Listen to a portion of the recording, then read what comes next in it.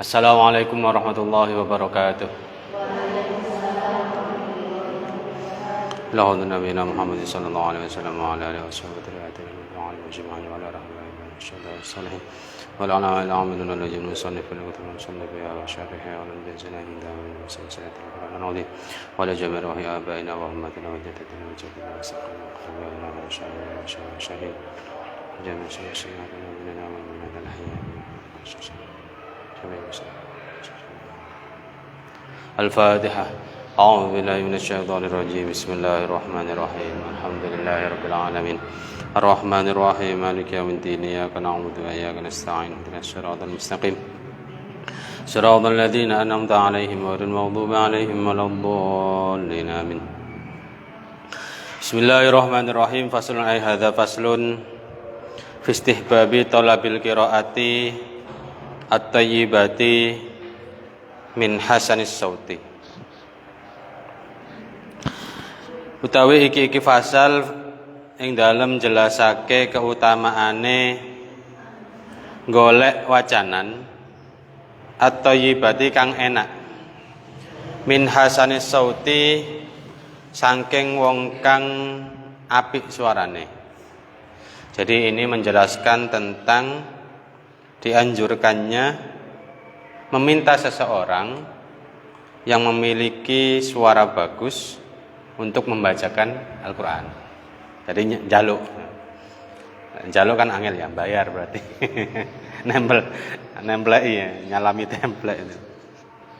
Nah, itu meminta orang lain yang memiliki suara bagus, mempunyai bacaan yang bagus untuk membacakan Al-Quran untuk orang tersebut. Ilamur wasira anna jama'atin minas salafi sak temene pira-pira sekumpulan minas salafi saking ulama salaf iku kanu ana sapa jamaat iku yatlubuna golek sapa jamaat min ashabil qiraati saking pira-pira wong kang duweni qiraah. Wong kang pira-pira duweni bacaan bil aswati kelawan pira-pira swara al hasanati kang bagus-bagus. Jaluk golek ayakra'u ing yen to maca sapa ashab wahum hale utawi napa niku jenenge si jamaat iku yastami'una ngrungokno kabeh. Wa hadza utawi ikilah tingkah iku muttafaqun den sepakati ala istihbabi ing atase keutamaane tingkah. Jadi ulama dulu seringkali meminta orang lain yang memiliki suara bagus untuk membacakan Al-Qur'an dan mereka mendengarkan. Jadi orang lain suruh baca, kita mendengarkan. Nah, hal ini sudah terjadi, sudah dilakukan sejak masa Nabi. Sejak masa Nabi, kemudian para sahabat, tabi'in, kemudian para imam mujtahid dan yang lain-lain sampai masa sekarang. Nah, itu kan kita sering menjumpai lah.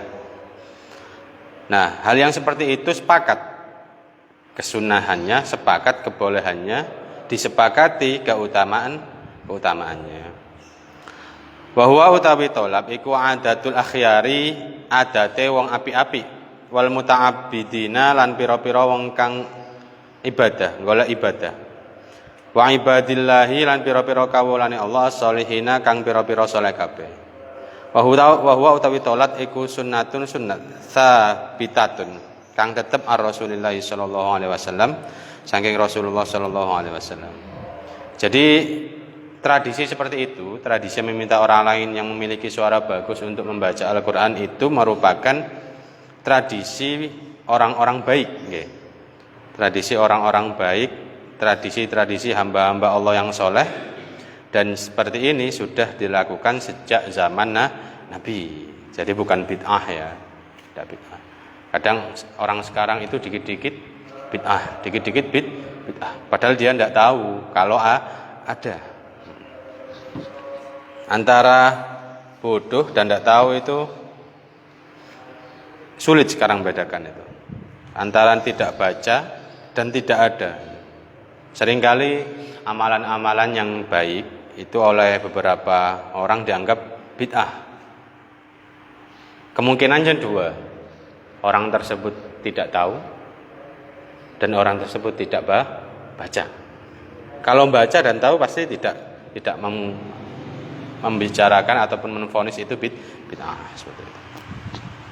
Nah, baik ya, baik. Faqad sadha mangko temen sah an Abdullah bin Mas'udin saking Abdullah bin Mas'ud radhiyallahu anhu kala ngucap sapa Abdullah bin Mas'ud kala ngendika li marang ingsun sinten Rasulullah sallallahu alaihi wasallam Kanjeng Nabi Muhammad sallallahu alaihi wasallam Iqra wacana alaya ing atase ingsun Al-Qur'ana ing Al-Qur'an. Fakultu mongko ngucap sapa ingsun, ya Rasulullah, wahai Rasulullah, aqra'u alaika. Aqra'u maca sapa ingsun alaika ing atase sira, wa alaika lan ing atase sira unzila den turunake apa Al-Qur'an. Kala ngendika sinten Kanjeng Nabi, inni sak temene ingsun iku uhibbu demen sapa ingsun an asma'ahu ing yen to krungu sapa ingsun ing Al-Qur'an min ghairi saking saliyane ing ingsun. Faqaratu mongko ngucap sapa ingsun. Faqaratu mongko maca sapa ingsun alaihi ing atase Kanjeng Nabi surat An-Nisa ing surat An-Nisa hatta idza jitu hingga tatkalane tumeka sapa ingsun ila hadhil ayati marang ikilah ayat rupane fa kaifa idza ji'na min kulli ummatin bi syahidi wa ji'na bika ala haula'i syahida. Kala ngendika sinten Kanjeng Nabi hasbuka cukup. Hasbuka cukup al-ana ing dalam saiki. Faltafattu mongko oleh sapa ingsun ilahi marang Kanjeng Nabi fa idza tatkalane noleh sapa ingsun ainahu utawi meripat lorone Kanjeng Nabi iku tarifani mililoe. Rawahu ngriwayatake ing hadis sapa Al-Bukhari Imam Bukhari wa Muslim lam Imam Muslim. Jadi dikisahkan pada suatu hari Nabi itu meminta kepada Ibnu Mas'ud. Jadi Nabi bilang ke Ibnu Mas'ud, ya Ibnu Mas'ud, tolong bacakan Al-Quran kepadaku. Tolong bacakan Al-Quran untukku, kata Rasulullah. Kemudian kata Ibnu Mas'ud, kula Kanjeng Nabi, kula baca teng jenengan. Padahal Al-Quran diturunkan teng jenengan. Padahal Al-Quran itu diturunkan kepadamu. Saya yang harus baca. Terus katanya Nabi, ya, karena ini uhibbu an asma'ahu min ghairi. Saya suka mendengar Al-Qur'an itu dibaca oleh orang lain. Jadi aku suka mendengar orang lain itu membaca Al-Qur'an dan aku mendengar. Jadi Nabi saja yang Al-Qur'an itu turun kepada Nabi itu mendengarkan Qur'an. Nah, itu.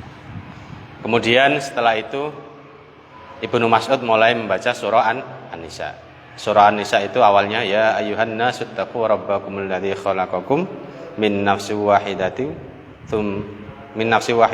gimana? Wa khalaq ya ayyuhan nasu inna khalaqnakum gimana? Surah An-Nisa itu. Lupa saya. Ya ayyuhan nasu taqu rabbakumul ladzi khalaqakum min nafsin wahidatin wa khalaqa minha zawjaha wa batha minhuma rijalan katsiran wa nisaa wattaqullaha alladzi tasaaluna bihi wal arham innallaha kana 'alaikum raqiba. Terus sampai 41 ayat di mana ayat terakhir yang dibaca oleh Ibnu Mas'ud itu bunyinya fa kaifa idza ji'na min kulli ummatin bi syahidi wa ji'na bika 'ala haula'i syahida. Yang artinya piye? Bagaimana kalau aku mendatangkan dari setiap umat itu satu saksi. Dan kemudian dari semua saksi itu aku menjadikanmu Muhammad sebagai saksi. Jadi nanti di ketika hari kiamat itu semua dikumpulkan. Jadi setiap umat itu akan mengirimkan satu delegasi sebagai saksi. Gampangannya setiap umat itu nanti nabinya sendiri maju. Dari setiap umat itu nabinya maju. Kemudian dari semua saksi itu, semua nabi yang maju, kemudian Nabi Muhammad SAW yang akan dijadikan saksi utama. Saksi utama telah didakwahkannya dakwah Islam mulai zaman Nabi Adam. Jadi Nabi Muhammad sebagai saksi kunci. Nah, ketika Ibnu Mas'ud sampai ayat itu, kemudian Nabi hasbuka al-an. Cukup katanya Nabi. Wes, sadaqallahul azim, gampangnya seperti itu. Akhirnya kemudian Ibnu Mas'ud berhenti. Penasaran dong, Ibnu Mas'ud penasaran kenapa Nabi kok meminta saya berhenti. Akhirnya Ibnu Mas'ud noleh ke Kanjeng Nabi dan melihat Nabi itu meneteskan air mata. Meneteskan air mata.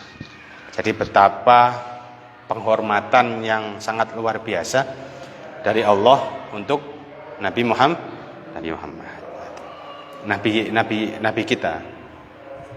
Nabi kita Nabi Muhammad. Saya kalau baca kisah ini itu sedih. Itu betapa sangat mulia sekali, betapa sangat Allah itu sayang kepada Nabi. Nah, setelah itu ya itu. Jadi Nabi saja itu suka mendengar bacaan Al-Qur'an dari orang lain. Nah, kalau kita kan beda-beda lagi ya. Ada memang yang orang-orang tertentu yang disuka. Ada orang-orang tertentu yang disuka dan ada yang kurang disukai seperti itu. Ada yang orang baca Quran itu membuat kita nyaman, mendengarkan itu senang, bahagia. Ada yang malah bikin mangkel. Ya seperti itulah manusia. Tidak mudah ditebak itu. Sulit ditebak. Bon. Warawalan ngriwayatake sapa Ad-Darimi Imam Ad-Darimi wa ghairuhu lan saliyane Darimi biasa nidihim kelawan pira-pira sanate Ad-Darimi wa ghairuh an Umar bin Al-Khattabi saking Umar bin Khattab radhiyallahu anhu annahu sa'tabni Umar iku kana ana sapa Umar iku yaqulu ngucap sapa Umar li Abi Musa marang Abu Musa Al-Asy'ari ngucape dzakirna elingno kita robana ing pangeran kita. Faya kra'u mongko maca sapa Abu Musa indahu ing dalem sandinge Umar. Jadi Sayyidina Umar juga pernah seperti itu. Ketika sedang berkumpul dengan para sahabat, kemudian Sayyidina Umar meminta Abu Musa Al-Asy'ari seperti yang di kisah-kisah kemarin, seperti pelajaran-pelajaran kemarin bahwa Abu Musa itu memiliki suara yang enak. Jadi Sayyidina Umar meminta Abu Musa, elingno awak dhewe nang Gusti Allah. Buat kami ingat Allah. Maksudnya suruh baca Quran. Akhirnya Abu Musa Al-Asy'ari baca Quran di hadapan Sayyidina Umar dan para sahabat. Wal atharu utawi pira-pira athar fi hadza ing dalam iki lang wacaake iku kathiratun akeh ma'rufatun kang den weruhi. Waqat mata hale teman-teman mati sapa jamaatun pira-pira kumpulan minas solihina saking wong kang saleh-saleh bisa babi qiraatin kelawan qiraatiman kelawan sebab wacanane wong sa'aluhu kang njaluk sapa solihin ing man al qiraata ing maca Quran wallahu a'lam. Jadi ada juga yang meninggal dunia saking enaknya mendengar orang baca Quran. Jadi ada orang disuruh baca Quran saking enaknya baca Quran yang dengar ini sampai meninggal, sampai wafat. Karena enak. Dalam tanda kutip karena enak bukan karena enggak. Nah itu banyak kisah-kisah seperti ini. Jadi ada sebuah makalah itu yang mengatakan bahwa orang itu nanti mati sesuai dengan kebiasaan yang dilakukan ketika hidup, seperti itu. Ada orang yang sukanya sholat sunnah, semua sholat dilakukan. Nanti kemungkinan besar meninggal dunia ketika sholat. Ada yang seperti itu. Ada yang suka baca Quran, ketika baca Quran wafat. Ada yang mendengar sholawatan, saking enaknya sholawatan kemudian meninggal dunia. Nah itu. Kita makanya oleh karena itu jangan sampai punya kebiasaan buruk di mana nanti akan menjadi titenan. Apa titenan itu ya? Tanda kemungkinan nanti kita akan mati dalam keadaan tersebut. Seneng tahlilan, seneng tibaan, seneng manakiban. Nah insyaallah nanti ya kalau tiganya ini, entah di rumah ketika baca manakib, entah di rumah ketika baca tahlil, entah di rumah ketika tiba. Pokoknya gak pas gosip aja ndak. Pas waya kate gosip, kate ngomongno kancane kok mati, wah. Iku repot itu. Itu dosane nang sing kate diomong sik durung njaluk sepuro wis kedisian mati. Padahal dosanya cara mengampuni dosa ghibah itu harus minta maaf kepada orang yang dighibah. Berani. Harus berani. Ngerasani wani njaluk sepuro kudu wani. Makanya sebentar lagi hari raya, momen maaf.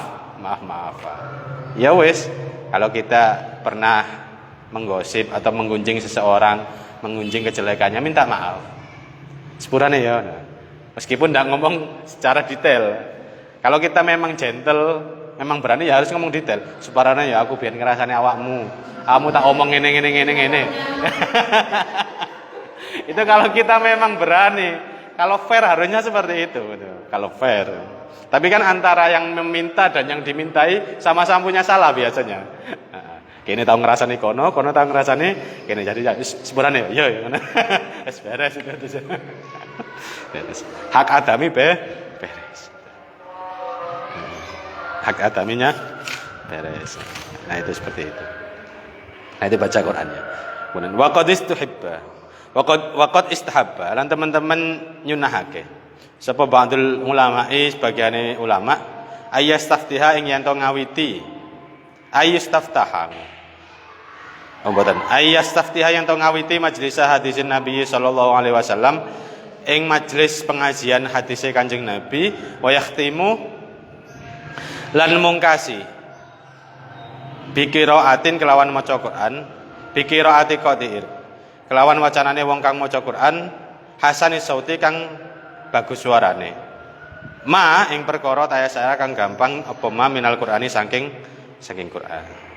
Jadi di sini malah disunahkan ketika mau memulai pengajian disunahkan untuk diawali dengan bacaan Quran atau dan diakhiri dengan baca Quran. Jadi awal baca Quran, akhir juga baca Quran.